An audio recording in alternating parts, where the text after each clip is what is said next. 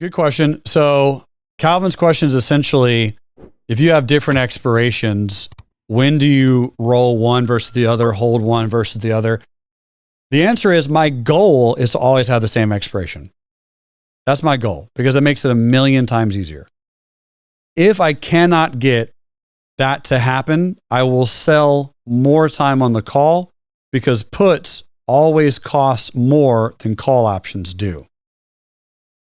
So that being the case, if a put option expires worthless and I still have the call option, I usually will close that call option and then get into another entire collar, hoping that I can do it for the same expiration.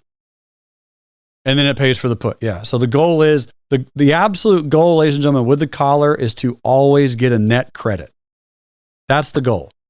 You should always have a net credit, even if it's a penny, where you get paid more from the call sale than the put costs you. And you will only do that if you have positive equity because you're buying the put really far away from the trade. So for example, look at this setup right here.